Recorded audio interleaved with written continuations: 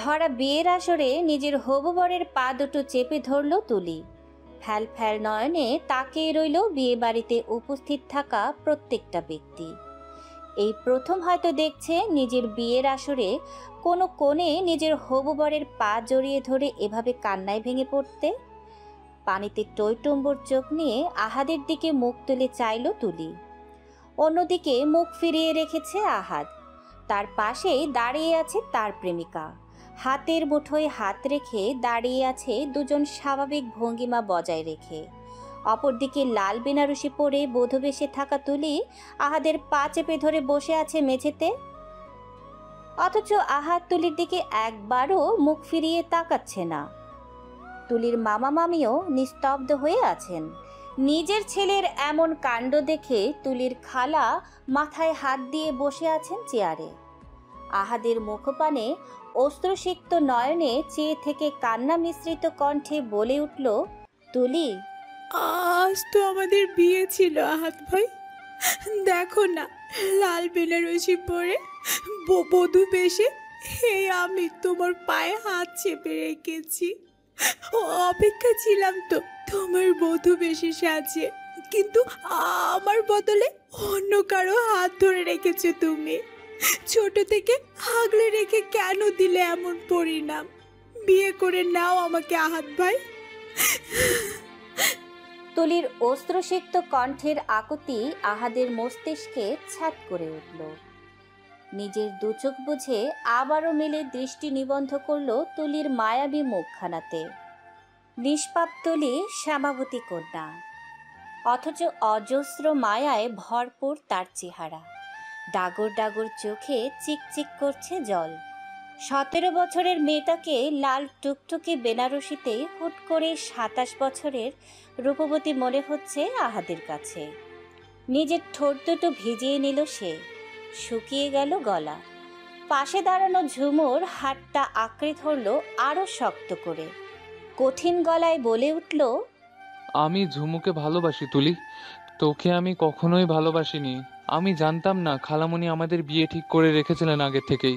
কিন্তু বিশ্বাস কর, আমি তোকে নীতির মতো করে ছোট বোন ভেবে আগলে রেখেছি সর্বদা। মা হুট করে বিয়ের আয়োজন করে ফেলবে আমি বুঝতে পারিনি। তুই আমায় ক্ষমা করে দে তুলি। আহাদের পা দুটো ছেড়ে বহু কষ্টে উঠে দাঁড়ালো তুলি। ভারী বেনারসিটা ছোট্ট তুলির জন্য বহন করা খুব একটা সোজা নয়। আহাদ ও ঝুমুর দিকে এক পলক চাইল সে। আহাদের কাছাকাছি দাঁড়িয়ে কঠিন স্বরে বলে উঠল, অন্য কাউকে ভালোবাসলে কেন আমায় বিয়ের আসর পর্যন্ত আনলে? কেন আমার ছোট্ট মনটাতে তোমরা সবাই মিলে আঘাত হানলে? আমি তো বিয়ের জন্য প্রস্তুত ছিলাম না আহাদ ভাই। তোমরা সবাই মিলে তো আমাকে। কথাগুলো বলতে বলতে মামা মামির দিকে চোখ বোলালো তুলি। চিৎকার করে বলল, শান্তি হয়েছে তোমাদের? হয়েছে শান্তি? আমার বিয়ে দেওয়ার জন্য তো উঠে পড়ে লেগেছিলে। দাও এবার বিয়ে দাও আমাকে। সহ্য করতে পারছিলে না তো আমাকে। বিদায় করো এখন। যার সাথে পারবে তার সাথে বিদায় করে দাও। কানাঘোষা শুরু হয়ে গেল পুরো বিয়ে বাড়িতে। ভারী শাড়িটা আগলে নিয়ে পা বাড়াতেই ফ্লোরে ঢলে পড়ল তুলি। আতকে উঠল আহাদ। এগিয়ে আসতে নিলে বাধা প্রদান করলেন তুলির মামা। উনি নিজেই কোলে করে রুমে নিয়ে গেলেন তুলিকে। সাথে সাথেই মুখ বাঁকালো তুলির মামি। ননদের দিকে তাকিয়ে বললেন, ছেলের প্রকৃতি দেখেছো হিমা? কেমন ঠকালো মেয়েটাকে। অসহায় চোখে আহাদের দিকে তাকালেন হিমা বেগম। কঠোর স্বরে বলে উঠলেন, আমার ছেলে কুকর্তে করেছে নাকি? আপনি ও ভাইয়া উঠে পড়ে রেগেছিলেন তুলিকে বিদায় করতে। তুলি তো বোঝা হয়ে গিয়েছিল আপনাদের উপর। আমি কত করে বলেছি একবার ছেলে মেয়েদের মতামত জেনে নিই, কিন্তু আপনি ও ভাইয়া মিলে আমায় জোর করলেন বিয়েটার জন্য। দেখলেন তো পরিণতি। আসমা বেগম মুখ বাঁকিয়ে চলে গেলেন। তুলির মামা এসে হতাশার নিঃশ্বাস ফেলে হিমা বেগমের উদ্দেশ্যে বলে উঠলেন, আহাদ মেয়েটার বিয়ের ব্যবস্থা কর হিমা। সাথে সাথেই বিচলিত কণ্ঠে প্রশ্ন করল আহাদ, তুলি ঠিক আছে মামা? ওর এই অবস্থার জন্য তুমিও আমি সবাই দায়ী। তাই এই প্রশ্নটা করা মানায় না তোমার। দমে গেল আহাদ। বিয়ে বাড়ির সবাই চলে গেলেন একে একে। তুলির মায়ের চাচাতো বোন ও ওনার হাজবেন্ড এসেছিলেন, ওনারাও চুপ করে বসে আছেন ড্রয়িং রুমে।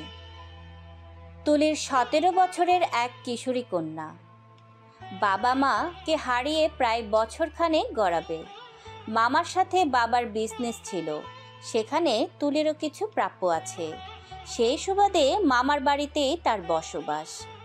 চাচা আছেন একজন, কিন্তু 12 বছরের তুলিকে পালন করতে রাজি ছিলেন না তারা। শেষমেশ মামার বাড়িতেই ঠাঁই হলো তার। কিন্তু মামির চক্ষু বেশ ডাগর আখির অধিকারিণী তুলি। অন্ধকার রুমে চাঁদের ঝলমলে আলো এসে প্রবেশ করছে। পাশ থেকে হাওয়ার তালে নাকে এসে দোলা দিচ্ছে চাপা ফুলের ঘ্রাণ। বিছানার কোণায় মাথা ঠেকিয়ে গভীর চিন্তায় মগ্ন তুলি। তার ছোট্ট বাটন ফোনটা যে কখন থেকেই বেজেই যাচ্ছে সেদিকে খেয়াল নেই তার। শব্দও যেন তার কর্ণগোচর হতে রাজি নয়। গভীর চিন্তায় মত্ত মানুষগুলোর কি আর আশেপাশের খেয়াল থাকে? টুপটুপ করে জল ঝরে পড়ছে চোখ থেকে, ভিজিয়ে দিচ্ছে চাদরের সামান্য একটু অংশ। কষ্ট হচ্ছে তার, খুব বেশি পরিমাণে কষ্ট পাচ্ছে তার ছোট্ট হৃদয়টা। আহাদকে সে ভালোবাসে না, তবে একরাশ ভালো লাগা জমায়িত তার মন জুড়ে আহাদের জন্য। আবেগ বলা যেতে পারে, অথবা বলা যেতে পারে সাময়িক ভালো লাগা। কিন্তু চঞ্চল মন যে মেনে নিতে পারছে না কষ্টটা। তুলির বয়সের মেয়েদের জন্য হঠাৎ এক অপ্রত্যাশিত ঘটনা মেনে নিতে পারা সহজ কথা না। ফোনটা আবার বেজে উঠতে চরম বিরক্তি প্রকাশ করল তুলি। না দেখেই কানে ধরতেই কর্ণকুহরে এসে পৌঁছালো আহাদের দীর কণ্ঠ। সোজা হয়ে বসলো তুলি। সরি রে তুলি, আমার জন্য আজ কত কিছু ফেস করতে হলো তোকে। আমায় ক্ষমা করে দে বোন। বোন বলছো, আবার ক্ষমাও চাইছো।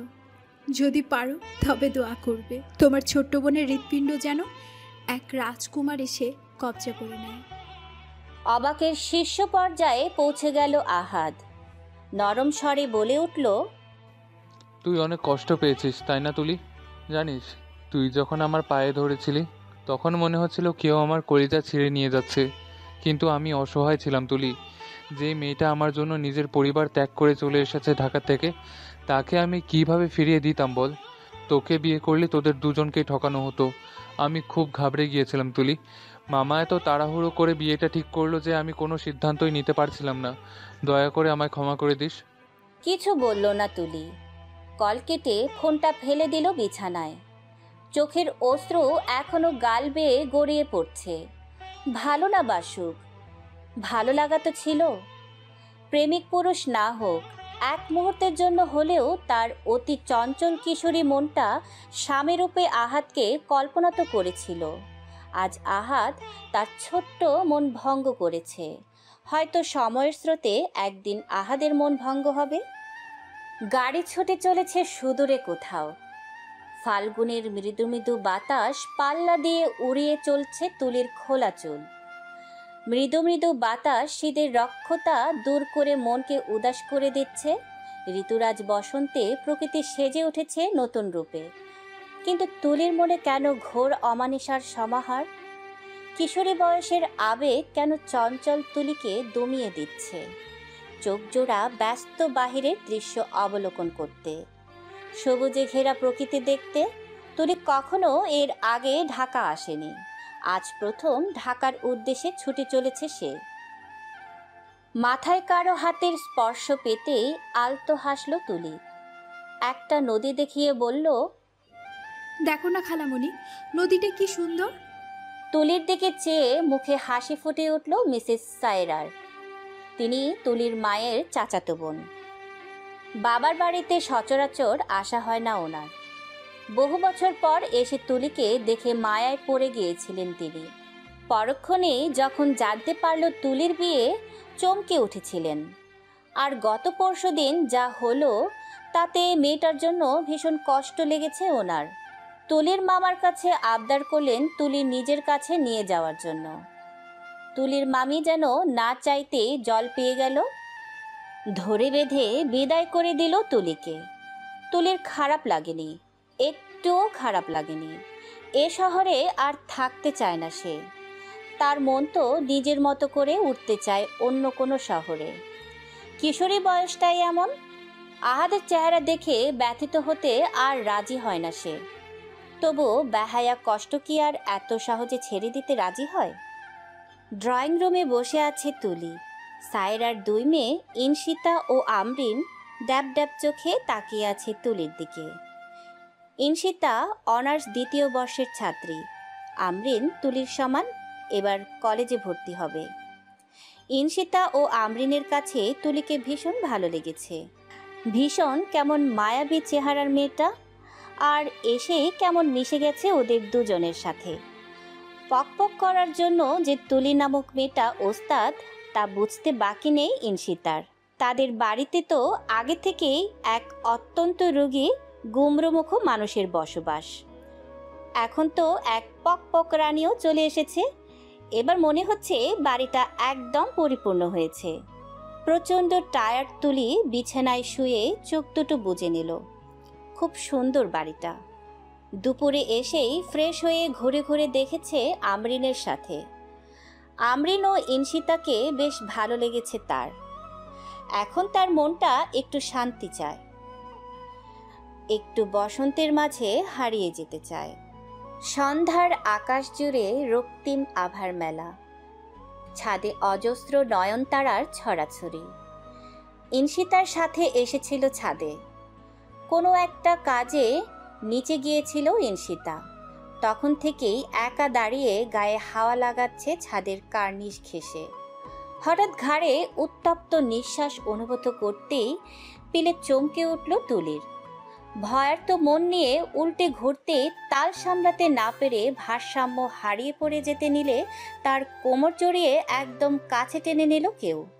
মানুষটার বুকের কিছু অংশ খামচে ধরে চোখ খুলে তাকাতেই ধুকপুক করা হৃৎপিণ্ড স্পন্দিত হতে লাগলো প্রচণ্ড গতিতে। নীলাভ চোখ, এই প্রথম নীলাভ চোখের মণি দেখেছে তুলি। সুদর্শন এক যুবক তার কোমর জড়িয়ে চেয়ে আছে তার দিকে ভ্রু কুঁচকে। কি সুন্দর ছেলেটা!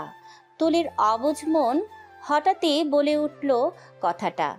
মুখে নিরলস ভাব এনে ছেলেটা গম্ভীর স্বরে প্রশ্ন করে বসল, কে আপনি? এখানে কি করছেন? কি বলবে তুলি? তার গলা তো শুকিয়ে কাঠ। এভাবে প্রথমবার কোনো পুরুষের এত কাছাকাছি সে। এভাবে কাছ থেকে কখনো কোনো ছেলেকে দেখা হয়নি তার। নীরবতা যেন তাকে আষ্টে পৃষ্ঠে আঁকড়ে ধরেছে। হ্যাচকা টান অনুভব করতে নিজেকে আবিষ্কার করলো ছেলেটার বুকের মধ্যে। হৃস্পন্দন এসে কানে বাড়ি খেতে লাগলো বারবার। ঢোক গিলল তুলি। মুখ তুলে তাকালো নীল পাঞ্জাবি পরা ছেলেটার মুখের দিকে। ছেলেটার চোখ মুখে বিরক্তির আভা ফুটে আছে। কিছুটা সরে এসে কাঁপা কাঁপা কণ্ঠে জবাব দিল, আমি তুলি। আচমকাই সম্মুখে দাঁড়ানো ব্যক্তিটার মুখে হাসি ফুটে উঠল। চোখে ফুটে উঠল মুগ্ধতা। ঠোঁট দুটো আরেকটু প্রসারিত করে তুলির একদম কাছে এগিয়ে এসে বলল, কুমিল্লার তুলা। অজান্তেই মাথা দুলালো তুলি। ছেলেটা মুচকি হেসে যেতে যেতে বলে গেল, অবেলা ছাদে থাকলে পেতনি ধরবে তুলা, নিচে নেমে এসো। তুলি যেন কোন মোহে আটকা পড়ে গেছে। পরক্ষণে ছেলেটার যাওয়ার পথে তাকিয়ে একটা কথা মাথায় আসতেই মুখ হা হয়ে গেল তার। নিজেই বিড়বিড় করে বলতে লাগলো, কুমিল্লার তুলা। শার্টের হাতা ফোল্ড করতে করতে অত্যন্ত রাগী ফেস নিয়ে গতকাল ছাদের সেই অচেনা নীলাভ চোখের সুদর্শন ছেলেটাকে নিজের দিকে এগিয়ে আসতে দেখে তীব্র থেকে তীব্রতর অবাক হলো তুলি। এত রাগী ছেলেটা! খপ করে পাশে থাকা ইনশিতার হাত খামচে ধরল শক্ত করে। তুলি অত্যন্ত সাহসী প্রকৃতির এক মেয়ে, কিন্তু তার সাহস যেন এই রাগী ছেলেটার কাছে খুবই নগণ্য। ইনশিতার কিছুটা পেছনে লুকিয়ে গেল সে। ভাইকে আসতে দেখে ইনশিতা যেন প্রাণ ফিরে পেল। মুখে হাসি ফুটে উঠল তার। আদ্রর চোখে প্রথমে গিয়েই পড়ল ইনশিতার পেছনে লুকিয়ে থাকা ভীতু তুলির দিকে। আদ্রের রক্তিম চোখ দেখে মাথা নিচু করে ফেলল তুলি। দৃষ্টি সরিয়ে ইনশিতার দিকে তাকাতেই ইনশিতা বলতে শুরু করলো, ভাইয়া, ছেলেটা আমাদের জিজ্ঞেস করছিল এক রাতের রেট কত। আমাদের নাকি তুলে নিয়ে যাবে। তুলির দিকে হাত বাড়াতে তুলি ছেলেটাকে থাপ্পড় মেরে দেয়। ছেলেগুলো আমাদের খুঁজছে তখন থেকেই। চমকে উঠল তুলি। এই ছেলেটাই আদ্র, মায়ের তথাকথিত আদ্র? দু চোখ বন্ধ করে হাত দুটো মুঠোয় চেপে নিল আদ্র। রাগে তীর তীর করে কাঁপছে তার সারা শরীর। চোখ মেলতে আটকে উঠল তুলি। এ কেমন মানুষ? রাগলে নীলাপ চোখগুলো আরো সুন্দর লাগে। কারো রাগি ফেস এত সুন্দর হয়? তুলির ভাবনার ছেদ ঘটল হাতে স্পর্শ পেতেই। মুখ তুলে হাতের মালিককে দেখার আগে তাকে ও ইনশিতাকে টেনে এনে গাড়িতে বসিয়ে দিল মানুষটা। বিস্ময়কর দৃষ্টিতে চেয়ে থাকা ছাড়া আর কিছুই করতে পারল না তুলি। তার বুকের মধ্যে তোলপাড় শুরু হয়েছে, প্রচণ্ড তোলপাড়। আর চাহনি জানান দিচ্ছে ইহা মুগ্ধতার চাহনি। সত্যি কি তাই? তার কিশোরী জীবনে কি আবারও পদার্পণ করছে অজানা কোনো ভালো লাগা? সন্ধ্যার দিকে ইনশিতার সাথে হাতের জিল এসেছে তুলি। ইনশিতাকে তার মা সব বলেছে। গোধূলি বেলায় মেয়েটাকে মনমরা হয়ে থাকতে দেখে ইনশিতার মনে হলো তুলিকে নিয়ে ঘুরে আসলে মন্দ হয় না। তুলিও ঘোরার কথা শুনে আবেগাপ্লুত হয়ে উঠল। চটপট লং একটা কালো জামা ও গলায় স্কার্ফ পেঁচিয়ে বেরিয়ে পড়ল ইনশিতার সাথে। কিন্তু বিপত্তি ঘটল কিছু ছেলের জন্য। 3টা ছেলে কিছু সময় থেকে ফলো করে যাচ্ছে তুলিও ইনশিতাকে। শুধু ফলো করে ক্লান্ত হয়নি, এক পর্যায়ে পথ রুখে দাঁড়ালো ছেলেগুলো। মুখ থেকে ছিটকে আসছিল মদের বাজে গন্ধ। ইনশিতা ও তুলি পথ কাটিয়ে চলে যেতে নিলে আবারও পথ আটকে 3 জনের মধ্যে একজন বলে উঠল সেই তিক্ত কথাগুলো, যা সহ্য করতে পারেনি তুলির মন। সাথে সাথে সজোরে থাপ্পড় বসিয়ে দিল ছেলেটার গালে। ভয়ার্ত চোখে তাকালো ইনশিতা। তুলি যে রাগের ঠেলায় ভুল করে বসেছে, তার জন্য যে নির্মম পরিণতি সহ্য করতে হবে তা মস্তিষ্ক ধারণ করতেই কোনো উপায় না পেয়ে ব্যাগ থেকে পেপার স্প্রে বের করে স্প্রে করে দিল ছেলেগুলোর দিকে। দৌড়াতে দৌড়াতে ফোন করে ভাইকে জানালো সব কিছু। ভাগ্য ভালো কাছাকাছি কোথাও বন্ধুদের সাথে আড্ডায় মত্ত ছিল আদ্র। গাড়ির বাহিরে দাঁড়িয়ে তুলির দিকে তীক্ষ্ণ দৃষ্টি নিক্ষেপ করে রেখেছে আদ্র। এই তীক্ষ্ণ চাহনি যেন তুলির প্রাণ পাখি উড়িয়ে দেওয়ার জন্যই যথেষ্ট। আচমকাই আদ্রর পেছনে ছেলেগুলো দেখে ভয়ার্ত চোখে তাকালো তুলি। তুলির চোখে চোখ রাখতে যেন কোনো ঘোরে চলে গেল আদ্র। আদ্রকে এভাবে রবটের মতো দাঁড়িয়ে থাকতে দেখে ভাইয়া বলে ডেকে উঠল ইনশিতা। মুহূর্তেই পেছনে ফিরে লাথি বসিয়ে দিল ছেলেটার পেটে। বাকি দুটো ছেলেও পেরে উঠছে না আদ্রর সাথে। ভয়ঙ্করভাবে ছেলেগুলোকে মারছে আদ্র। আদ্রর চেহারা দেখে কেঁপে উঠল ছেলেগুলো। পা জড়িয়ে বলে উঠল, ক্ষমা করে দেন ভাই, আপনার বোন আমরা তো জানতাম না, ক্ষমা করে দেন। আমার বোন বলে ক্ষমা চাইছিস? তারপর অন্য কোনো মেয়ের সাথে সেম কাজটাই করবে? কে হাতটা বাড়িয়েছিলে? কাতর চোখে তাকালো ছেলেগুলো। আদ্রর রাগ বেড়ে গেল দ্বিগুণ। চিৎকার করে বলে উঠল, কে হাতটা বাড়িয়েছিল ওর দিকে? ছেলেগুলো কোনো জবাব দিচ্ছে না। ইনশিতার দিকে দৃষ্টি দিতেই ইনশিতা দেখিয়ে দিল কোন ছেলেটা হাত বাড়িয়েছিল। সাথে সাথেই ভয়ঙ্কর আর্তনাদ করে ভেসে আসলো ছেলেটার। হাতের ব্যথায় কাতরাতে লাগলো শুধু রাস্তায় পড়ে। ভয়ে কেঁপে উঠল বাকি 2 জন।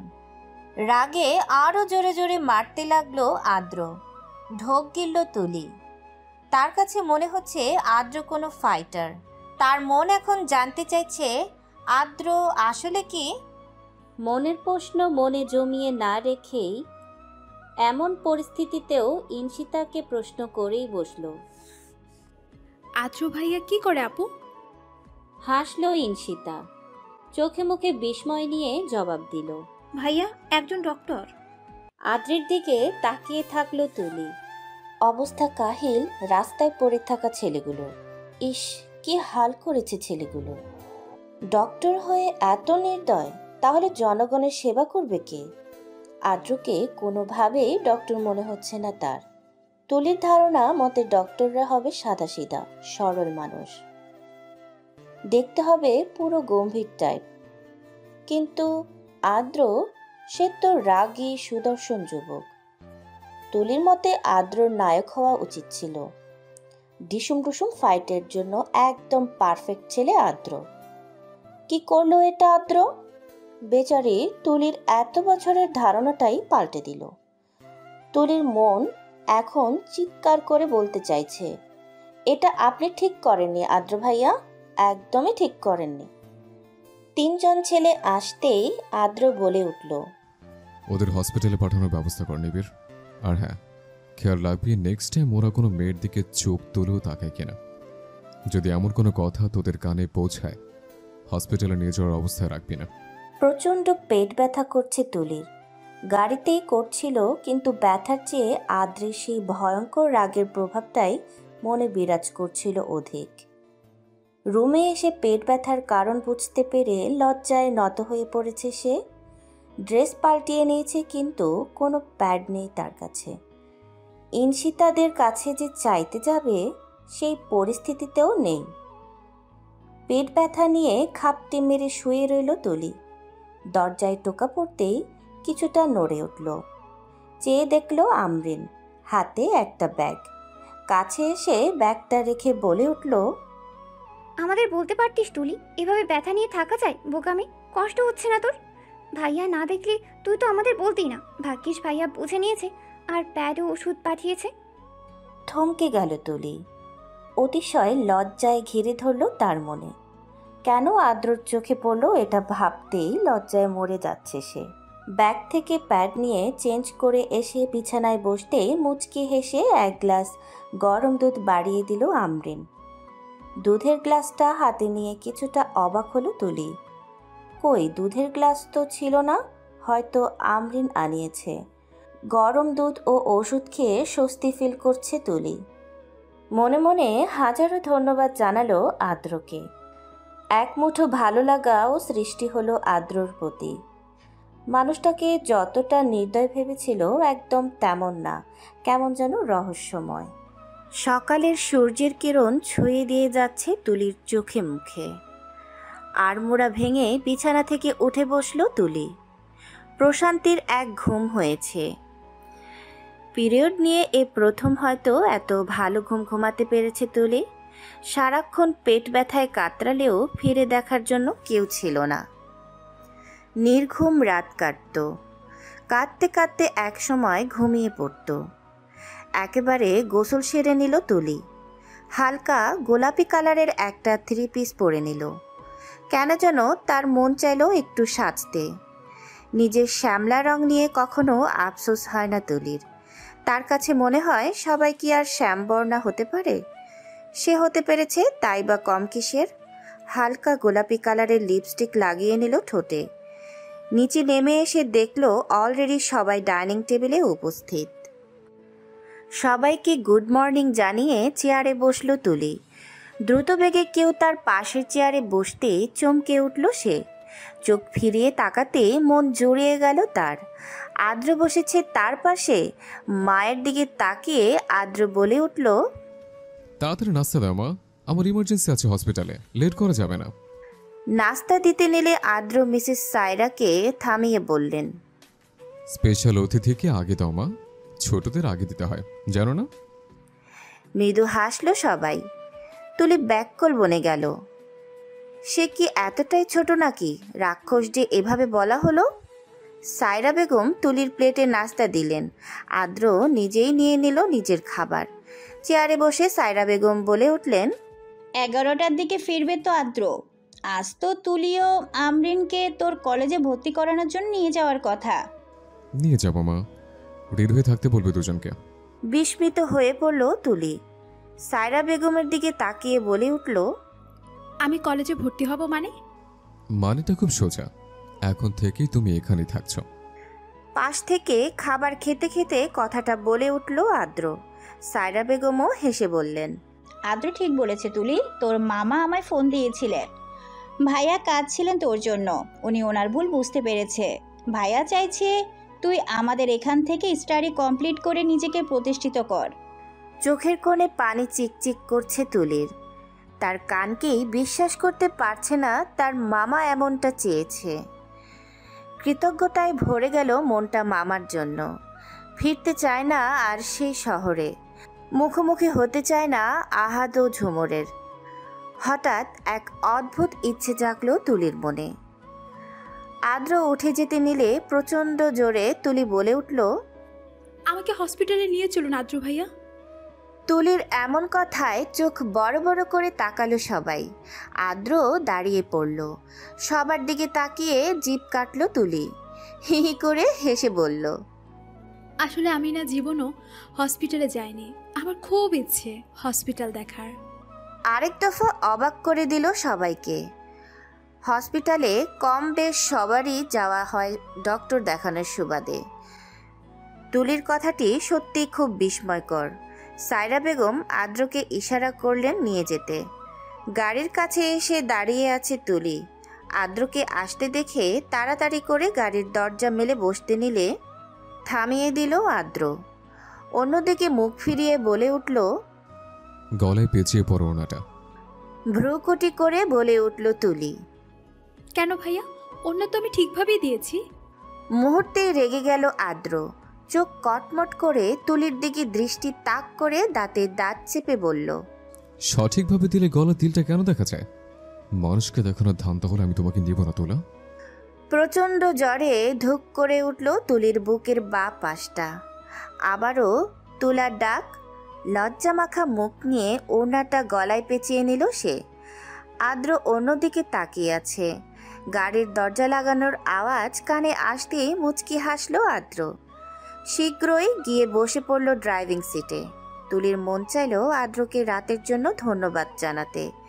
পরক্ষণেই মনে হলো আদ্র নিজেই তো দিতে পারত, কিন্তু আমরিনকে দিয়ে পাঠিয়েছে যেন তুলির অস্বস্তিতে পড়তে না হয়। কথাটা বুঝতেই শীতল বাতাস ছুঁয়ে গেল সারা শরীর জুড়ে।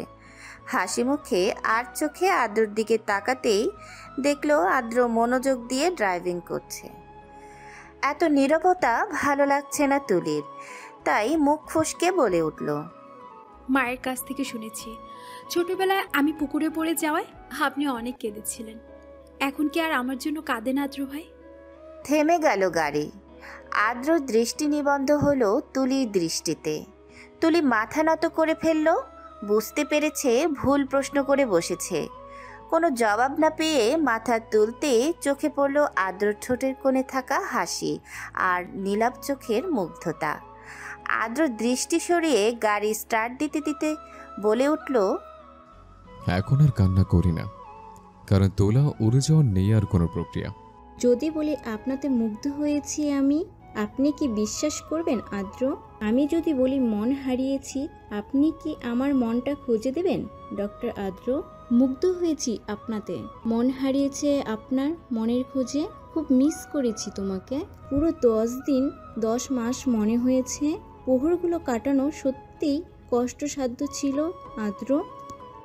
একটা মেয়ের শ্রুতিমধুর কণ্ঠের কথাগুলো ভেসে এলো মোবাইল থেকে। স্তব্ধ হয়ে বসে রইল তুলি চেয়ারে। অজানা এক কষ্টে অন্তর মুচড়ে উঠছে বারবার। ডাগর ডাগর চোখ দুটোতে টলমল করছে পানি। তুলির কিশোরী মন তবে কি আবারও ছেয়ে যাচ্ছে আধারে? আবারও ভয়েস মেসেজটা চালু করলো তুলি। কর্ণধার হওয়া প্রত্যেকটা শব্দ যেন খুবই বিষাক্ত। এত মিষ্টি স্বর মেটার, তবুও যেন তুলির কাছে বিষাক্ত কিছু শব্দ, যা তুলির হৃৎপিণ্ডে আঘাত করছে অনবরত। তুলি নিজেও অনুভব করতে পারছে না কেন হচ্ছে তার এত কষ্ট। কিছুক্ষণ আগেই আদ্রর সাথে হসপিটালে এসেছে তুলি। ইমার্জেন্সি অপারেশন থাকায় তুলিকে কেবিনে বসিয়ে দিয়ে চলে গেল আদ্র। যাওয়ার আগে নিজের মোবাইলটা দিয়ে গেল তুলির কাছে, যেন তুলি বোরিং না ফিল করে। কড়া গলায় নিষেধ করে গেছে রুমের বাহিরে না যাওয়ার। তুলিও বাধ্যমের মতো অক্ষরে অক্ষরে পালন করেছে আদ্রর আদেশ।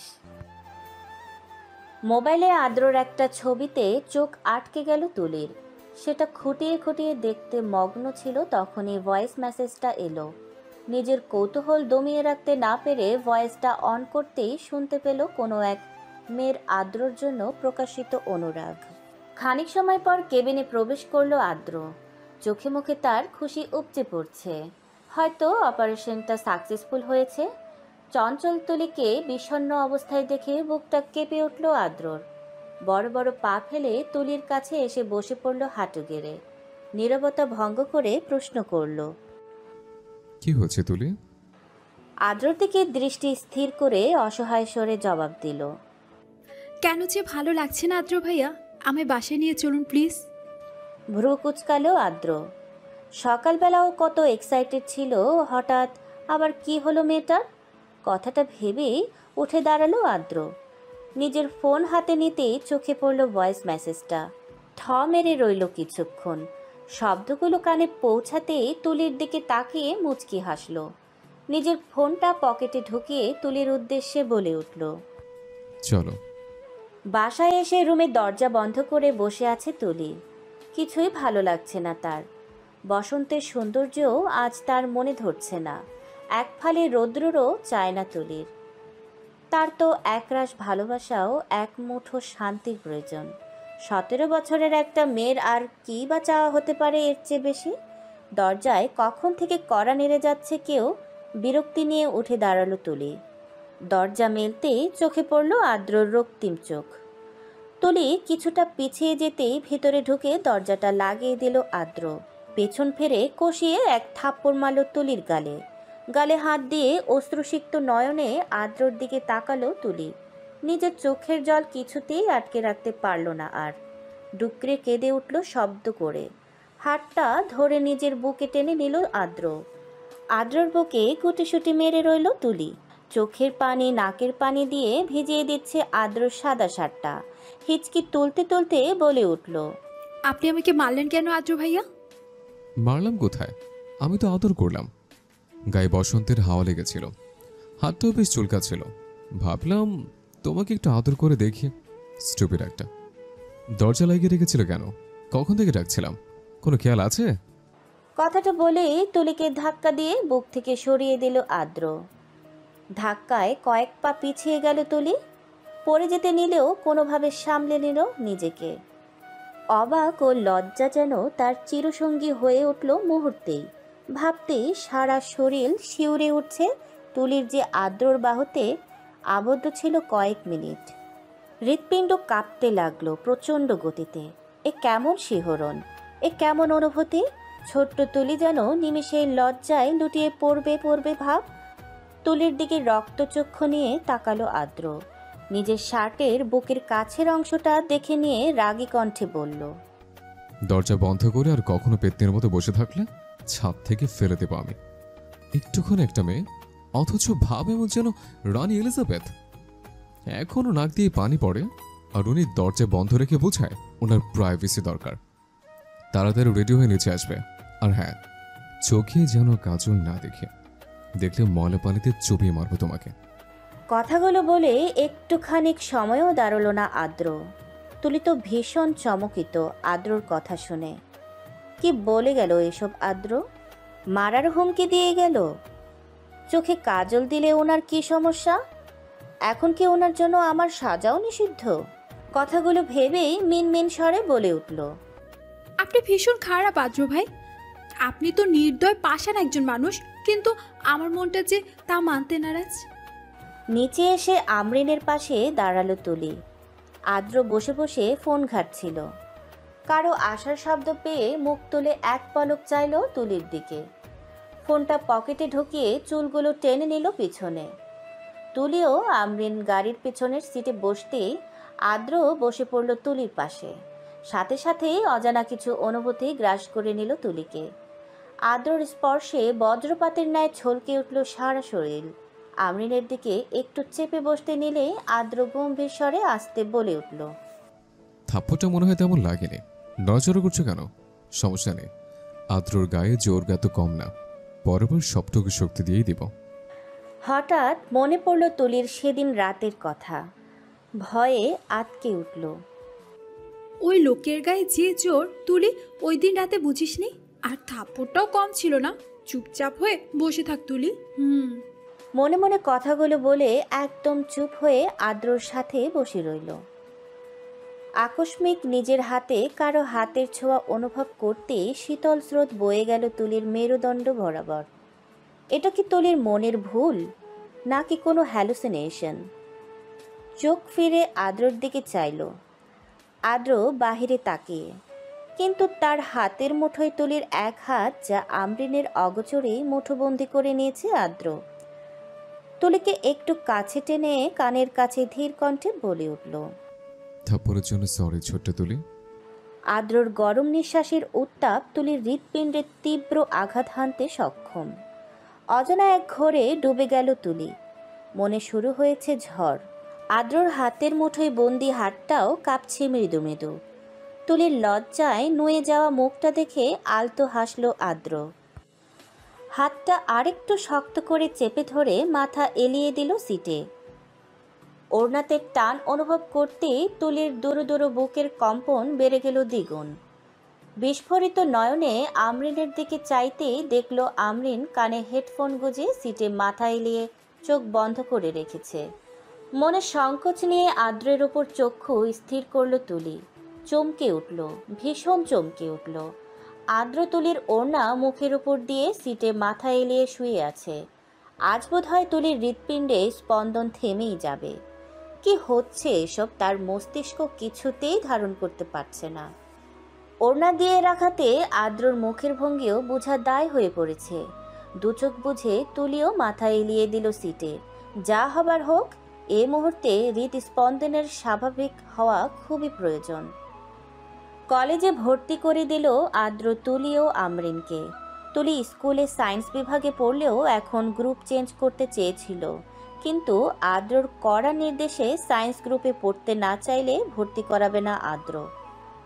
বেচারি তুলি মুখ ফুটে সবার সামনে বলতেই পারল না বায়োলজিতে তার ভীষণ দুর্বলতা। হাস্যকর হলেও ইহা তুলির কাছে ভয়ের অপর নাম। আদ্রর চোখ রাঙাতেই শেষমেশ ভর্তি হলো তুলি। গেটের কাছে আসতেই আমরিন বলে উঠল, ভাইয়া, রিমিদের বাসায় যাব, আম্মুকে বলে এসেছি, তুলিকেও সাথে নিয়ে যাব। তুলি আমার সাথে বাসায় যাবে। তুই গাড়ি নিয়ে চলে যা, বাসে চলে যাবো আমি তুলিকে নিয়ে। চোখের আকৃতি বড় হয়ে এলো আমরিনের। সে কি ঠিক শুনল? যেই আদ্র আহনাফ তার 27 বছরের জীবনেও কখনো বাসে চড়েনি, সে নাকি আজ বাসে চড়বে।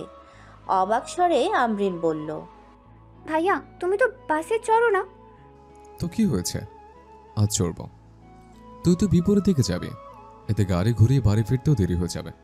তার চেয়ে ভালো হবে তুই গাড়ি নিয়ে চলে যা, আমি তুলিকে নিয়ে বাসে চলে যাব। তুলি বরাবরই নীরব দর্শক, কিন্তু তার মনে অজানা কোনো কারণে বেজে উঠছে খুশির ঝংকার। আদ্রর সাথে বাসে যাবে ভাবতেই কেন যেন অসংখ্য ভালো লাগা ছেয়ে গেল মন জুড়ে। আমরিন ভাইয়ের মুখের ওপর আর কথা বলল না। তার ভালো করেই জানা আছে ভাই রেগে গেলে আর নিস্তার নাই। বাসে উঠে চোখ কপালে উঠে গেল আদ্রর। একটা সিটও খালি নেই। কোনো মতে তুলিকে নিয়ে দাঁড়িয়ে রইল। তুলি ঠিকমতো দাঁড়াতেও পারছে না। বাসের ঝাঁকুনিতে বারবার পড়ে যাওয়ার অবস্থা। একে তো এমন পরিস্থিতি, তার উপর কিছু ছেলে এসে দাঁড়ালো কাছে। মাথা তুলে আদ্রর দিকে অসহায় চোখে চাইল তুলি। নিমেষেই কোমরে হাত রেখে নিজের একদম কাছে টেনে নিল আদ্র তুলিকে। আস্ত্রে পৃষ্ঠে জড়িয়ে বুকের মাঝে আঁকড়ে নিল আদ্র। কোমরে আদ্রর হাতের ছোঁয়া তুলির মনটা নাড়িয়ে দিল। খামচে মুঠোতে পুরে নিল আদ্রর নীল জ্যাকেটের কিছু অংশ। আদ্র মুচকে হেসে মনোযোগ দিল তার দেওয়া তুলা নামের মেয়েটাকে আগলে রাখতে। ফুচকা স্টলের সামনে দাঁড়িয়ে আছে তুলি। উদ্দেশ্য একটাই, ফুচকা খাওয়া। তখন বাস থেকে মাঝ রাস্তায় নেমে গেল আদ্র। তুলির দিকে তাকিয়ে ঠোঁট দুটো প্রসারিত করে বলল, চলো ফুচকা খেয়ে যাই তুলা। আদ্রর কথাটা শুনে মাথা দোলালো তুলি। বিস্মিত হয়নি সে, হবেই বা কেন? অনেক ছেলেরাই ফুচকা পছন্দ করে। স্কুলেও তো দেখতো মেয়েদের আগে ছেলেগুলোই লাইন লাগিয়ে রাখতো স্কুল গেটে ফুচকা খাওয়ার জন্য। প্রথম দিকে বিস্মিত না হলেও পরক্ষণে হতেই হলো যখন আদ্রর মুখে হাসি টেনে বলল, ছোটখাটো একটা প্রতিযোগিতা হলে কেমন হয় বলো তো, দেখি কে কত প্লেট ফুচকা খেতে পারো। কথাটা শুনে তুলি বোধ হয় চাঁদ হাতে পেয়ে গেল। ফুচকা 1 প্লেট খেয়ে কখনো তার মন ভরে না, প্রতিযোগিতার উছিলায় তো অনেক প্লেট খাওয়া যাবে। উফ, সকালবেলা কষ্ট অনুভূত হলেও এখন তুলির খুশিতে লাফাতে ইচ্ছে করছে। হাতে ফুচকার প্লেট পেয়ে বেঞ্চে বসে পড়ল আদ্রর পাশে। গাড়ি নিয়ে এসেছে ড্রাইভার, বাসে ফোন করে দিয়েছিল আদ্র। পুরো 3 প্লেট ফুচকা সাবার করে ফেলেছে তুলি ও আদ্র। চোখ মুখ লাল হয়ে গেছে শ্যামবর্ণা তুলির। আরেক প্লেট খাওয়া তুলির পক্ষে সম্ভব না, অথচ আদ্র খেয়েই যাচ্ছে। একটা ছেলে এত ফুচকা কেমনে করে খায়? কথাটা ভেবেই উঠে দাঁড়ালো তুলি। ভিতর জ্বলে যাচ্ছে তার, মাথা ঘোরাচ্ছে।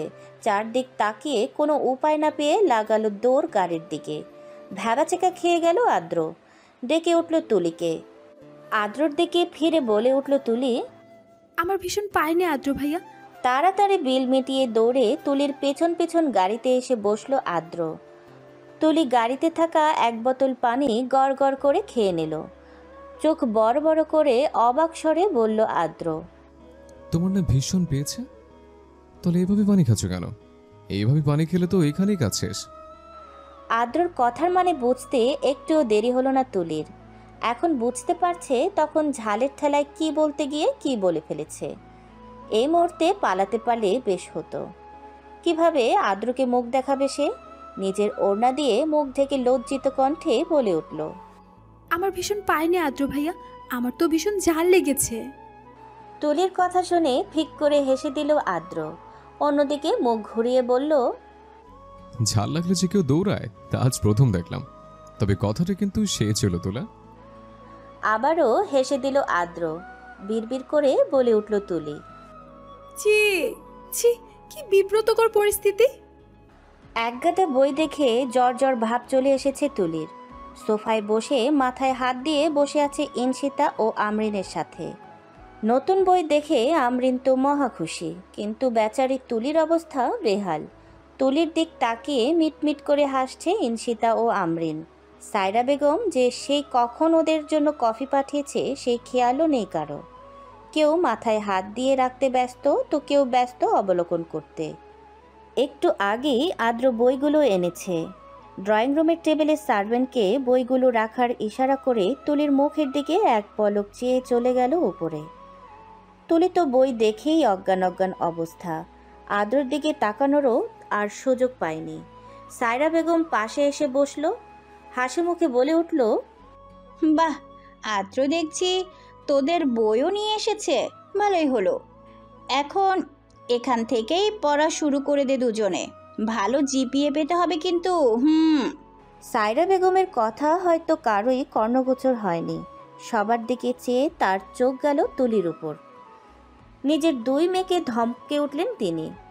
কফি না খেয়ে ঠান্ডা করে ফেললি, আর বোকার মতো বসে আছিস কেন দুজন? তোদেরকে কি এখন সেরা বোকার অ্যাওয়ার্ড দেওয়া হবে যে এমন ভান ধরে বসে আছিস? মায়ের ধমকে ভরকে গেল ইনশিতা ও আমরিন। মুচকি হেসে বলল, তোমার বোনের মেয়ের মাথায় হাত কেন আম্মু? দেখো না ছোট্ট তুলি কি চিন্তিত। ইনশিতার কথা শুনে ঠিক হয়ে বসল তুলি। সায়রা বেগম তুলির মাথায় হাত বুলিয়ে জিজ্ঞেস করলেন, কি হয়েছে মা? তুই কি কোনো কারণে চিন্তিত? খালামণি, আমি বায়োলজির ব্যাপারে খুবই চিন্তিত। দেখো না তোমার ছেলে কতগুলো বই নিয়ে এসেছে, এতগুলো কি পড়তে হবে? আর বায়োলজি 2টা পার্ট। বিষণ্ণ স্বরে কথাটা বলে উঠল তুলি। তুলির কথা শুনে ইনশিতা ও আমরিন জোরে হেসে দিল। মানুষ ম্যাথ, ইংরেজি, ফিজিক্সে দুর্বল হয়, কিন্তু তুলির শেষ পর্যন্ত বায়োলজিতে ভীতি। ইনশিতা হেসে বলে উঠল, সমস্যা নেই তুলি, ভাইয়া খুব ভালো বায়োলজি পড়ায়, তোকে বরং ভাইয়া পড়িয়ে দিবে। মেয়ের দিকে চাইলেন সায়রা বেগম, মুখে হাসি ফুটিয়ে বললেন, আদ্র তো সারাদিন হসপিটাল থেকে রাতে খুব টায়ার্ড থাকে, তার চেয়ে বরং ভালো হবে আদ্রের ফ্রেন্ড সিয়ামকে আমি বলবো তুলিকে পড়াতে। শুনেছি সিয়ামও খুব ভালো পড়ায়। আমরিনও বলে উঠল, ঠিক বলেছ আম্মু, আমিও পড়বো সিয়াম ভাইয়ার কাছে। ঠিক আছে, তোরা বস, আমি আবার কফি করে আনছি। তুলির বিষণ্ণ মন খুশিতে ভরে গিয়েছিল আদ্রর কাছে পড়তে পারবে শুনে, কিন্তু এখন আরও বেশি বিষণ্ণতা ঘিরে ধরেছে তুলিকে অন্য কারো কাছে পড়তে হবে ভেবে। তুলি নিজেই ঠাহর করতে পারছে না আসলে তুলির মন কি চায়। আদ্র নামটা শুনলেই প্রশান্তিতে বয়ে যায় হৃদয় জুড়ে। উপর থেকে সব কথাই শুনল আদ্র, তাচ্ছিল্যর হাসি হেসে চলে গেল রুমে। আজ খাবার টেবিলে আদ্রকে দেখতে পায়নি তুলি। আদ্র নাকি খাবে না বলে জানিয়েছে। সন্ধ্যার পর একবারও দেখা মেলেনি আদ্রর। চারিদিকে নিকষ কালো অন্ধকার। তুলির চোখে এক ফোঁটাও ঘুম নেই। আদ্রকে দেখতে না পেয়ে ছটফট করছে তার মন। অন্য এক কারণেও মনে ছেয়ে আছে অমানিসা। আহান ফোন দিয়েছিল আজ অনেকবার, কিন্তু ফোন রিসিভ করেনি তুলি। কেন করবে? সে তো চায় না কোনো পিছুটান। আহানের প্রতি কৃতজ্ঞ তুলি, কারণ বিয়েটা না ভাঙলে হয়তো কখনো এখানে আসা হতো না তুলির, আর না কখনো আদ্র নামক মানুষটার সাথে দেখা হতো। তবে আহান তো একবার হলেও ঝুমুরের কথাও বলতে পারত তুলিকে। এই একটা গোপন সত্যি তুলিকে কষ্ট দিচ্ছে। বারবার বিষাদে ছেয়ে যাচ্ছে ছোট্ট মনটা। ব্যালকনিতে এসে দাঁড়ালো তুলি। হঠাৎ চোখ গেল পাশের ব্যালকনিতে। খুবই কাছাকাছি ব্যালকনিটা। অন্ধকারে কারো বসে থাকার উপস্থিতি বোঝা যাচ্ছে। হাতে জ্বলন্ত সিগারেট। ভ্রু কুঁচকে তাকালো তুলি। কিছুটা কাছে যেতেই নিজের বারান্দায় ড্রিম লাইটের আবছা আলোয় মানুষটাকে চিনতে একটুও ভুল হয়নি তুলির। গলা শুকিয়ে গেল তুলির। শুকনো কণ্ঠে আলতো স্বরে ডেকে উঠল, আদ্র। ডেকে নিজের মুখে নিজেই চেপে ধরল খুব জোরে। কি হচ্ছে তার এসব? ইদানিং সে আদ্রকে নাম ধরে সম্বোধন করছে, না চাইতেও মুখ দিয়ে শুধু এটাই চলে আসছে। তুলির মিষ্টি স্বর কানে এসে বাজতেই হাতের সিগারেটটা ফেলে দিল আদ্র। উঠে দাঁড়িয়ে তীক্ষ্ণ দৃষ্টিতে চাইল তুলির দিকে। হুট করেই লাফ দিয়ে উপস্থিত হলো তুলির একদম কাছে। কেঁপে উঠল তুলি। বারান্দা দুটো প্রায় কাছাকাছিও খোলামেলা, যে কেউ অনায়াসে আসা যাওয়া করতে পারবে একটি থেকে অপরটিতে। নিজের এত কাছে আদ্রর উপস্থিতি যেন তুলির শরীরে অজস্র শিহরণ জাগিয়ে তুলল। আস্তে আস্তে এক কদম করে পিছিয়ে দেয়ালে গিয়ে ঠেকল তুলি। সম্মোহিত চাহনি নিয়ে আদ্র দেয়ালে এক হাত ঠেকিয়ে ঝুঁকে পড়ল তুলির দিকে। হাতুড়ে পিটার শব্দ শুরু হলো তুলির হৃৎপিণ্ডে। সেই সাথে হৃদয়ের শীতল স্রোত অনুভব করল আদ্র। তুলির দিকে ঝুঁকে চেয়ে রইল এক দৃষ্টিতে। সম্মুখে থাকা মেয়েটার হৃৎস্পন্দন স্পষ্ট তার কানে এসে বাজছে। শ্যামবতী কন্যার মুখশ্রীতে চোখ বোলালো আদ্র। কম্পনরত ঠোঁটের উপর গিয়ে নজর ঠেকল তার। বুকে শুরু হলো ভয়ানক ঝড়। সাথে সাথে চোখ ফিরিয়ে নিল সে। কোনো ক্রমেই ভুল করা যাবে না আদ্র। মেয়েটা এখনো ছোট, তার অবুঝ মনের সুযোগ তুই নিতে পারিস না। কন্ট্রোল কর নিজেকে। মনে মনে কথাটা বলে তুলির উপর থেকে নিজের দৃষ্টি ফিরিয়ে নিল আদ্র। তুলি এখনো দেয়ালের সাথে মিশে আছে। বুকে টিপ টিপ শব্দ হচ্ছে অনবরত। চোখ দুটো বুজে নিয়েছে সেই কখন। তুলির কপালে আসা চুলগুলো কানের পেছনে পরম যত্নে গুজে দিল আদ্র। অস্পষ্ট ঘোর লাগা গলায় বলে উঠল, সবসময় আদ্র ডাকটা যেন তোমার মুখে থাকে তুলি। আদ্র ব্যতীত যেন আর কোনো ডাকি এত মধুরভাবে না আসে তোমার কণ্ঠ থেকে, নয়তো তোমায় বোবা হয়ে থাকতে হবে চিরকাল। চোখ মেলে আদ্রর উজ্জ্বল ফর্সা চেহারায় দৃষ্টি নিক্ষেপ করল তুলি। ডাগর ডাগর আঁখি দুটিতে বিরাজ করছে মুগ্ধতা। আদ্রর প্রতি মুগ্ধতা, আদ্রর চোখে দুটোতে অদ্ভুত এক নেশা। প্রচণ্ড বেগে বুকটা ধুক করে উঠল তুলির।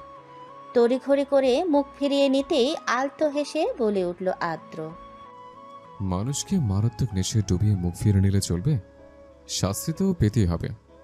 চমকালো তুলি। কিছুই বুঝতে পারল না। আমতা আমতা করে প্রশ্ন করল, কেমন শাস্তি? জবাব দিল না আদ্র। তুলির ডান হাতটা টেনে কামড় বসিয়ে দিল আঙুলে। ব্যথায় চিল্লাতে নিলে সেকেন্ডেই তুলির মুখে হাত চেপে ধরল আদ্র। তুলির চোখের চাহনিতে নিজের চোখ জোড়া রেখে রাগান্বিত কণ্ঠে বলে উঠল, আর কখনো ওড়না ছেড়ে যেন বেলকনিতে না দেখে। আশা করি কামড়টা তোমায় স্মরণ করিয়ে দেবে। কথাটা শেষ করেই আদ্র চোখের পলকে তুলিকে ছেড়ে দিয়ে চলে গেল নিজের ব্যালকনিতে। থমকে রইল তুলি। ওড়না রুমে রয়ে গেছে খেয়ালই ছিল না তার। হুঁশ আসতেই দৌড়ে গিয়ে ওড়না নিয়ে এলো রুম থেকে। ব্যালকনিতে দাঁড়িয়ে থাকা আদ্রর দিকে তাকিয়ে ধরা গলায় বলল, সিগারেট খেলে ফুসফুসের ক্ষতি হয়, ক্যান্সার হয়। আপনি কি ডাক্তার হয়ে এটা জানেন না ডাক্তার সাহেব? ক্যান্সার হলে তো মরে যেতাম, কিন্তু আমি তো এর চেয়েও মারাত্মক ব্যাধিতে আক্রান্ত, যা ঘুমোতেও দেয় না, শান্তির নিঃশ্বাসে ফেলতে দেয় না। ধীর স্বরে কথাগুলো বলে রুমের দিকে পা বাড়ালো আদ্র। কণ্ঠে কেমন যেন বিষাদ মিশেছিল। তুলি দু চোখ ছোট করে তাকালো। আদ্রর কথাগুলোর মাঝে অত রহস্য কেন? উনি কি সহজ ভাষায় কথা বলতে পারে না?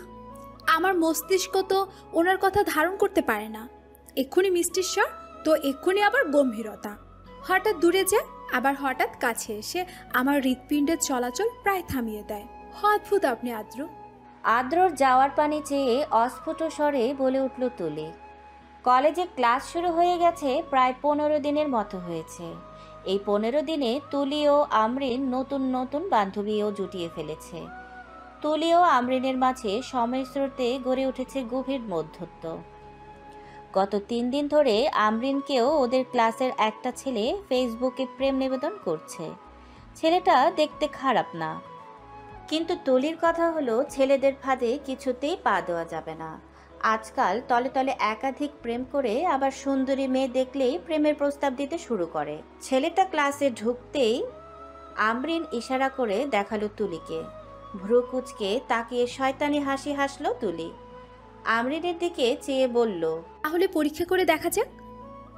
আমরিনও দুষ্ট হেসে বলল, অবশ্যই। আমার তোমাকে খুব ভালো লাগে। তোমার কাছে আমাকে কেমন লাগে? যদি ভালো লাগে তবে কলেজ ছুটির পর কলেজের পিছনে গোলাপ গাছ থেকে একটা কালো গোলাপ নিয়ে আমায় দিও। আমি তোমার অপেক্ষায় থাকবো। একটা কাগজে সুন্দর করে বাক্যগুলো লিখে কাগজটা মুড়ে ছুঁড়ে মারলো ছেলেটার দিকে। একটু পেছনের দিকে বসায় কারোই চোখে পড়েনি তুলির এই কাণ্ডটা। কাগজটা গিয়ে ছেলেটার গায়ে পড়ল। ফিরে তাকাতেই চোখ পিটপিট করে চাইল তুলি। সাথে সাথে ছেলেটার দাঁত কেলিয়ে হেসে কাগজটা পকেটে ঢুকিয়ে নিল। অগ্নিদৃষ্টি নিক্ষেপ করলো আমরিন। তুলির হাত চেপে ধরতেই তুলি গলা ঝেড়ে বলে উঠল, দেখলি তো কেমন ছেলে? তুই তো পাশে আছিস, তাও তো তোয়াক্কা করেনি। তার জন্যই পরীক্ষাটা করা। শালা অসভ্য পোলা, হ্যাতের তো আমি সারমু না। একবার ছুটি হোক কলেজটা, জুতো পিটা করবো ফাজিল পোলারে। তুলির কাঁধে মাথা হেলিয়ে আমরিন ঠোঁট ভেঙে বলল, ঠিক বলেছিস দোস্ত। অশুভ বোলার প্রেমে যদি আমি ডুবে যেতাম তাহলে আমার সর্বনাশ হয়ে যেত, ভয়ঙ্কর সর্বনাশ। এই পোলারে তুই আর আমি মিলে আজকে উচিত শিক্ষা দিব। গাড়িতে হেলান দিয়ে দাঁড়িয়ে আছে আদ্র। কালো শার্ট, চোখে সানগ্লাস, অস্থির এক লুক নিয়ে গাড়িতে হেলান দিয়ে ফেসবুক স্ক্রল করতে মগ্ন। কিছু মেয়ে এক দৃষ্টিতে তাকিয়ে আছে আদ্রর দিকে। চোখ মোবাইলে নিবন্ধ থাকলেও কারো কারো নজর যে নিজের উপর তা ঠিকই অনুধাবন করতে সক্ষম আদ্র। মুচকি হেসে মোবাইলটা পকেটে ঢুকিয়ে নিল। আমরিন ও তুলির অপেক্ষায় ছিল এতক্ষণ। এদিক দিয়ে বাসায় যাবে তাই ভাবছিল তুলি ও আমরিনকে সাথে নিয়ে যাবে। 3টা দিন তুলিকে দেখেনি তার আঁখি দুটি। সেমিনার থেকে ফিরে সোজা কলেজের সামনেই হাজির। তৃষ্ণার্ত চোখ দুটো সামনের দিকে তাক করতেই চরচর করে রক্ত উঠে গেল আদ্রর মাথায়। চোখ দুটো তীব্র লাল হয়ে এলো। হাত মুঠ করে নিজের চুলগুলো টেনে গাড়িতে খুব জোরে ঘুষি বসিয়ে দিল। এমন কাণ্ড দেখে ঘাবড়ে গেল মেয়েগুলো। তাড়াতাড়ি পা চালিয়ে সরে গেল সেখান থেকে। ক্লাসের সেই ছেলেটা সত্যি সত্যি গোলাপ নিয়ে হাজির আমরিন ও তুলির সামনে। গোলাপটা তুলির দিকে বাড়িয়ে রেখেছে 5 মিনিট যাবৎ। মুখ চেপে হাসছে তুলি। চোখ কটমট করে রাগী কণ্ঠে বলে উঠল আমরিন, এই ছেলে, তোমার লজ্জা করে না আমাকে প্রপোজ করে আবার আমার বেস্ট ফ্রেন্ডকেই ফুল দিচ্ছ? একটু হাসলো ছেলেটা। এক হাত দিয়ে মাথার চুলকে বলল, লজ্জা কিসের? তুমি আর তোমার বেস্ট ফ্রেন্ড তো একাই। একজন আমার গার্লফ্রেন্ড হলে কি হয়? ধপ করে জ্বলে উঠল আমরিন। পায়ের জুতো খুলে ছেলেটাকে মারতে নিলে তুলি বাধা দিয়ে বলে উঠল, দোষ, আমি কখনো কালো গোলাপ দেখিনি রে। বেচারা কত কষ্ট করে চুরি করে গোলাপটা এনেছে। এই ছেলে, গোলাপ দিয়ে দাও আমায়, তারপর খাও আমরিনের জুতো পিটা। হেব্বি মজা কিন্তু। এই আমরিন, কষিয়ে দিস। ছু মেরে গোলাপটা হাতে নিতে না নিতেই তুলি ছিটকে পড়ল মাটিতে। তুলিকে পড়তে দেখে আতঙ্কিত নয়নে চাইল আমরিন ও ছেলেটা। মাথা তুলে ভাইয়ের লাল বর্ণের চোখ দেখে পিলে চমকে উঠল আমরিন। থরথর করে কাঁপতে লাগলো সে। জুতাও হাত থেকে পড়ে গেছে। ছেলেটা সেই কখনই প্রগার পার। তুলির দিকে দৃষ্টি রেখেই আদ্র আমরিনের উদ্দেশ্যে বলে উঠল, গাড়িতে গিয়ে বস। অসহায় চোখে তুলির দিকে চেয়ে ভো দৌড় মারল আমরিন।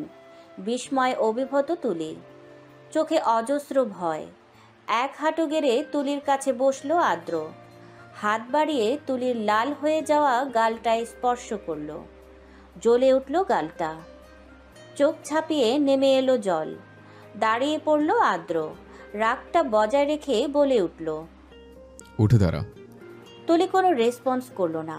থাপ্পড়টা এতটাই জোরে লেগেছে যে কানটাও ঝিম ধরে আছে। তুলির সাহস দেখে মেজাজ প্রচণ্ড গরম হয়ে গেল আদ্রর।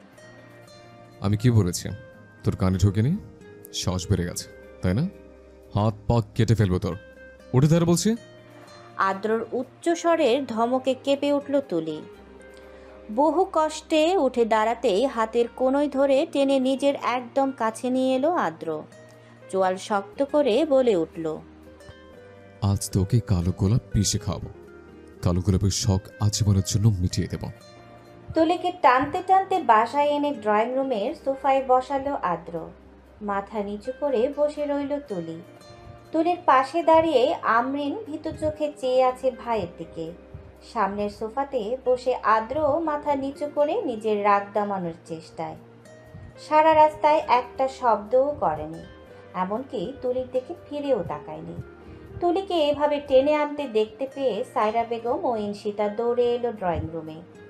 দুজনেই বাহিরে বাগানের সাইডে বসে কথা বলছিলেন। একজন সার্ভেন্ট তড়িঘড়ি করে এক গ্লাস পানি নিয়ে আসলো আদ্রর জন্য। পানির গ্লাসটা শেষ করে মায়ের দিকে তাকালো আদ্র। ছেলের নীলাভ চোখের মনি লাল বর্ণের দেখতেই বুকটা ধুপ করে উঠল সায়রা বেগমের। তুলিও মাথা নিচু করে আছে। আমরিন ও কেমন ঠক ঠক করে কাঁপছে। সবকিছু খুব এলোমেলো মনে হচ্ছে ওনার কাছে। আতঙ্কিত স্বরে প্রশ্ন ছুড়লেন আমরিনের দিকে, কি হয়েছে আমরিন? আমরিন কাঁপা কাঁপা কণ্ঠে কিছু বলতে নিবে তার আগে হাত দেখিয়ে থামিয়ে দিল আদ্র।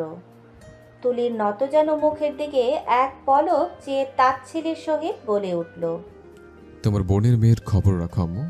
পড়াশোনা না করে ফুর্তি করে বেড়ায় আজ। মাথা তুলে আদ্রর দিকে চাইল তুলি। কলিজা মুচড়ে উঠল তার। আদ্র সব বলে দিবে না তো? বললে সায়রা বেগম হয়তো কষ্ট পাবেন। কিভাবে মুখ দেখাবে তুলি? মায়ের মতো মানুষটাকে যে তাকে নতুন করে বাঁচার একটা রাস্তা দেখিয়েছে। আজ ওদের ক্লাস টিচারের সাথে দেখা হয়েছিল। তুলি নাকি একদমই পড়াশোনা করে না, কোনো পড়াও পারে না। তাই ওকে আজ থেকে আমি পড়ানোর সিদ্ধান্ত নিয়েছি। অপলকভাবে চেয়ে গম্ভীর স্বরে বলে উঠল আদ্র। চমকালো তুলি ও আমরিন। ড্যাব ড্যাব চোখে দুজনেই চাইল আদ্রর দিকে।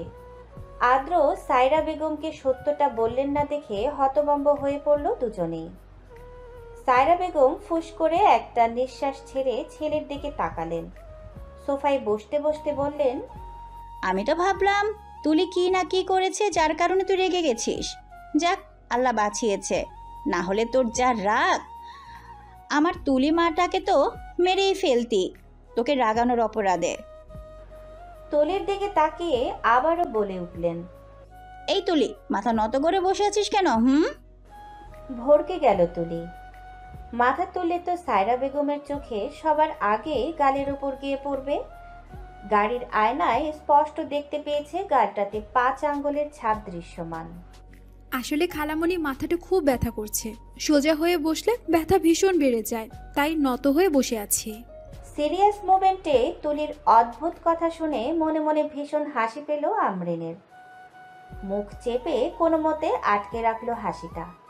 আদ্র এখনো ভাবলেশহীনভাবে তুলির দিকে তাকিয়ে, যা তুলিকে আরো অস্বস্তিতে ফেলে দিচ্ছে। তুলির মাথায় হাত বুলিয়ে দিলেন সায়রা বেগম। পরম মমতা পেয়ে আবেশে চোখ বুজে এলো তুলির। ঠিক আছে, রুমে গিয়ে ফ্রেশ হয়ে নে, আমি খাবার রুমে পাঠিয়ে দিব। মাথা নেড়ে বহু কষ্টে সিঁড়ি বেয়ে উঠে রুমে আসলো তুলি। পা দুটো চলছিল না, মনে হচ্ছিল কেউ বোধহয় শিকল দিয়ে বেঁধে রেখেছিল। দরজার ছিটকিনি লাগিয়ে বিছানায় শুয়ে পড়ল থপ করে। বালিশে মুখ গুজে টুকরে কেঁদে উঠল। এতক্ষণ কান্নাগুলো আটকে রেখেছিল খুবই কষ্টে। বদ্ধ রুমে দেখার মতো কেউ নেই, তাই ফুপিয়ে কেঁদে উঠল তুলি। মনটা কিছুতেই মেনে নিতে পারছে না আজকের কাণ্ডটা। গলাটাও জ্বলছে ভীষণ। এক ঝাঁক অভিমান এসে বাসা বেঁধেছে মন মাঝারে। ফোপাতে ফোপাতে বলে উঠল, আমি আপনাকে কখনো ক্ষমা করব না আদ্র ভাই। এত নিষ্ঠুর আপনি, অসভ্য পাষাণ লোক। আমি আর কোনো দিনও কথা বলবো না আপনার সাথে। চলে যাব আমি এখান থেকে, থাকবো না আর এখানে। কোথায় যাবে? ভরাট কণ্ঠস্বর কানে এসে ধাক্কা খেল তুলির। সে কি ভুল শুনেছে? কণ্ঠটা আদ্রর কণ্ঠ ছিল না। পরক্ষণেই মনে হলো বদ্ধ রুমে আদ্র কিভাবে আসবে। তাই কোনো দিকে না তাকিয়ে আবারও বালিশে মুখে গুজে কাঁদতে লাগলো। পাশে কারো শোয়ার শব্দ পেতে কান্না থেমে গেল তুলির। ভয়ে কেঁপে উঠল মন। কোনো ভূত নেই তো রুমে? প্রশ্নটা মনে জাগতে শঙ্কিত চোখে ধীরে ধীরে পাশ ফিরে দেখল। হুঁশ উড়ে গেল তুলির। লাফ দিয়ে উঠে বসল বিছানায়। তুলির চেহারার দিকে চেয়ে ভ্রু কুঁচকালো আদ্র। মাথার নিচে দুহাত রেখে আরেকটু আরাম করে শুয়ে পড়ল, যেন চমকানোর মতো কিছুই হয়নি। অবাক হলো তুলি। বারান্দার দিকে তাকাতেই বুঝতে পারল আদ্র কিভাবে এসেছে। বললে না তো কোথায় যাবে? আদ্রর হাসিতে গা জ্বলে উঠল তুলির। এভাবে মেরে আবার হাসা হচ্ছে? একদম কথা বলবি না তুলি এমন খারাপ মানুষের সাথে। উনি তো ডাক্তার না, আস্ত বড় একটা কষাই। তুলি উঠে পড়ল বিছানা থেকে। আদ্র তুলির সাথে উঠে পড়ল। তুলি যে অভিমানে কথা বলছে না তা ঠিকই বুঝতে পেরেছে আদ্রর মন। কাবার থেকে কাপড় বের করে ওয়াশরুমের দিকে পা বাড়ালো তুলি। সাথে সাথেই টান পড়ল হাতে। থমকে গেল তুলি। যাই হয়ে যাক, আজ মুখ দিয়ে কোনো শব্দও বের করবে না তুলি। হাত মুচড়াতে লাগলো তুলি ছোটার জন্য। আদ্রর বলিষ্ঠ হাতের শক্তির কাছে তুলির মতো দুর্বল মানবীর পেরে ওঠা সহজ না। তবুও তার নিছক চেষ্টা। মুচকি হাসলো আদ্র। হাতটা টান দিতেই তুলির পিঠ এসে ঠেকলো আদ্রর বুকে। শরীরের সর্বাঙ্গ শিথিল হয়ে এলো তুলির। পা দুটো ভেঙে ভেঙে আসছে। নিজের শরীরের সবটুকু ভর ছেড়ে দিল আদ্রর বুকে। ঠোঁটের কোণায় হাসি ফুটে উঠল আদ্রর। কোলে তুলে নিল তুলিকে। আচমকা নিজেকে শূন্যে অনুভব করতেই ভয়ার্ত চোখে তাকালো তুলি। হাত থেকে কাপড়গুলো পড়ে গেল মেঝেতে। আদ্রের দিকে এক দৃষ্টিতে তাকিয়ে রইল কিছু সময়। বুকের দ্রিম দ্রিম শব্দ সময়ের সাথেই বেড়ে চলছে। এ কেমন অনুভূতি জন্মাচ্ছে তুলির মনে? কোথায় গেল জেদ অভিমান? মনের আনাচে কানাচে শুধু হিম বাতাস বয়ে চলেছে। তুলিকে খাটে বসে দিল আদ্র। চেয়ার টেনে নিজে বসল তুলির সম্মুখে। পাশের টেবিলের উপর রাখা বরফের বাটি থেকে বরফের টুকরো নিয়ে তুলির গালে ছোঁয়াতেই আহ করে উঠল তুলি। চোখ মুখ খেচে সরিয়ে নিল কিছুটা দূরে। শুকনো নিঃশব্দ নিঃশ্বাস ফেলল আদ্র। মৃদু স্বরে বলে উঠল, গালটা খুব জ্বলছে তাই না তুলা? ইস, থাপ্পড়টা খুব জোরে লেগে আছে। রাগ উঠলে কেন যে নিজেকে কন্ট্রোল করতে পারি না। তোমার কি দরকার ছিল ও ছেলের কাছ থেকে গোলাপ নেওয়ার? বয়স একটুখানি, অথচ এখনো প্রেম করতে মাঠে নেমে পড়েছে। নিষ্পলক চোখে চেয়ে রইল তুলি। আদ্রর খোঁচা মারা কথা গিয়ে চাপা পড়ে থাকা রাগটা বেড়ে হয়ে গেল পাহাড় সম। করে বসল এক দুঃসাহসিক কাণ্ড। আদ্রর কলার দুহাতে খামচে ধরল শক্ত করে। অভিমান রাগে এক নাগারে চিৎকার করে বলে উঠল, আপনার সাহস কিভাবে হয় আমাকে মারার? কে আপনি আমাকে থাপ্পড় মারার? কি অধিকার আছে আপনার আমার উপর? সম্পর্কে খালাতো ভাই হন, তাই যথাযথ সম্মান করি। তার জন্য এই না যে বিনা দোষে আপনি আমাকে মারবেন। ফুল নিয়েছি, আরও নিব। আমার ইচ্ছে হলে আমি প্রেম করে বেড়াবো। কথাগুলো বলে আবারও কান্নায় ফোপাতে লাগলো তুলি। দৃষ্টি আদ্রর দিকে স্থির করতে শিউরে উঠল সে। আদ্রর মুখের ভঙ্গিমা বোঝা বড় দায়। চেহারায়ও নেই রাগের কোনো প্রতিফলন। তুলির দিকে চেয়ে আছে নিষ্পলক। নীলাভ চোখ জোড়ায় অজস্র মায়া ভাসমান। ধুকধুক করছে তুলির বুকটা। সে যে কত বড় সাহস দেখিয়ে ফেলেছে বুঝতে পেরেই ধীরে ধীরে হাত ছাড়িয়ে আনতে লাগলো আদ্রর কলার থেকে।